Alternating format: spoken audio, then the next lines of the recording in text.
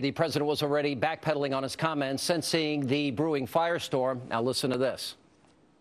The point I was making is that the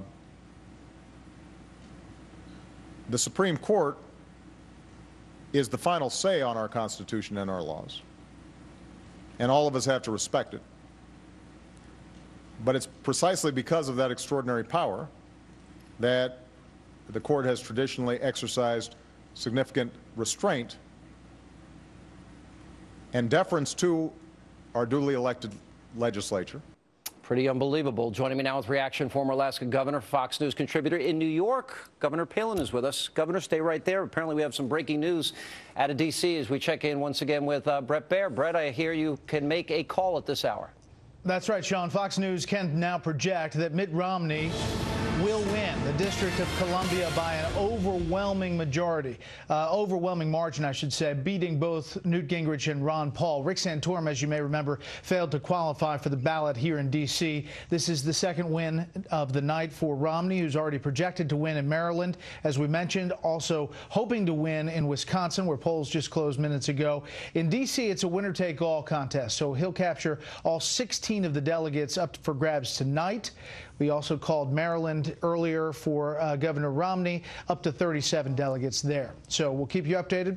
Back to you, Sean. All right, Baier, we'll be checking in throughout the night as we go back and welcome Governor Palin to New York. Now, you didn't join the lamestream media when you were going with the Today Show today, were you? I had a blast with them this morning. It was fun. They said nice things about Fox, too. Good things about all of you. Well, you showed a great sense of humor. We'll show some clips in a few minutes, and we'll ask you about it. Let me first start with the vote out tonight. And right now, the exit polls show that Governor Romney's also winning in Wisconsin.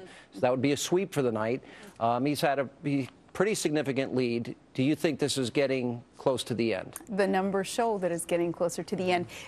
Interesting, I spoke with Dana Perino, and she is sharp. Spoke with her in a green room right before coming on set. And Dana and I kind of agreed here that, especially there in Wisconsin, it looks like, despite what I had been preaching for the last few months, that endorsements don't mean anything, perhaps in that Wisconsin race, the endorsements did mean something. It was quite significant that rolled out this last week.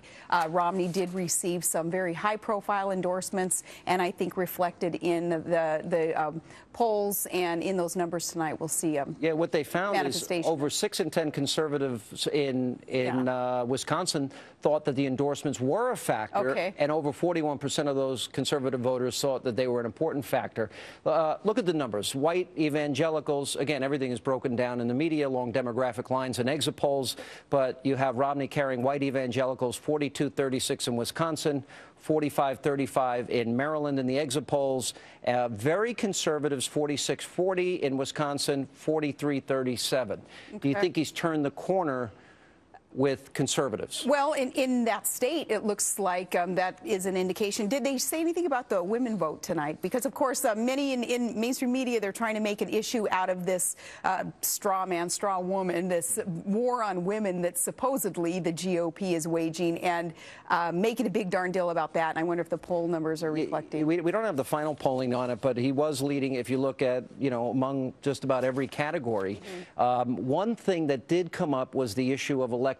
That seems, and experience were big factors here. And the other thing is underscoring the importance of endorsements and the message to close the deal. 48% of voters in Wisconsin don't think he's conservative enough, 41% in Maryland.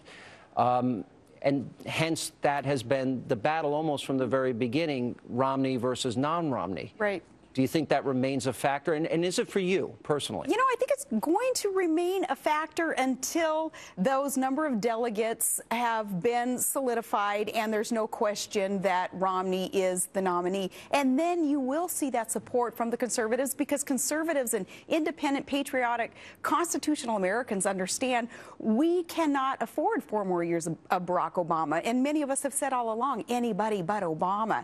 And whomever that nominee will be, and yes, the numbers do look like it's going to be Mitt Romney. There will be that coalescing, that unity, and there will be so much enthusiasm. So you don't have any doubt that the Republicans, the Newt faction, the Santorum faction, the Paul faction, and the Romney faction will all unite and that this will be a united front against President Obama. You don't think there'll be residual resentment or hostility? Oh, thank God. I have no doubt in my mind there will be no question. It will be unified. This support to oust Barack Obama at the ballot box in November, it will be strong, that unity. There was talk about the potential, and it came up this week, that Rick Santorum and Newt Gingrich might join forces so as to no longer split from here on forward the non-Romney vote. What would you think of an idea like that? You know, and I've said all along too, Sean, that anything is possible. But at this point, and I don't even pretend to understand how that establishment inside baseball stuff works. I don't want to know how all that stuff works. I just want to know that the voters are receiving all the fair information, the correct information that they need to make a good decision in this GOP nominating process. And the process is working the way that it should. Tough competition, rough and tumble. We had good debates, and now we're seeing the fruits of all of their labor. See, I agree with you, and I'd even argue that each one of these candidates got a lot stronger in terms of their debating skills. The vetting, I think, in the end, better now than later. Absolutely. Right? Absolutely. They have all been strengthened, and, you know, I've said before that a boiled egg is tough to beat, and whomever that nominee will be, they have been through hot water. They have been through a lot in this process, in that arena. They are better candidates for it. All right, we're going to get into the issue of the Supreme Court with you when we come back. We're also going to be carrying the speeches of Rick Santorum and Newt Gingrich and Governor Romney. You also suggested that if it's Governor Romney or whoever the nominee is, they go rogue in picking a VP. We'll ask you about that, and we've got to ask you if you join the lamestream media. All right, we'll continue more with Governor Palin right after the break as we continue to monitor tonight's GOP primary races. Fox News is projecting Mitt Romney wins the state of Maryland and Washington, D.C. The race in Wisconsin, as of this moment, is too close to call. And later on tonight on the program, the vetting of the president continues tonight as we expose one of the most shocking examples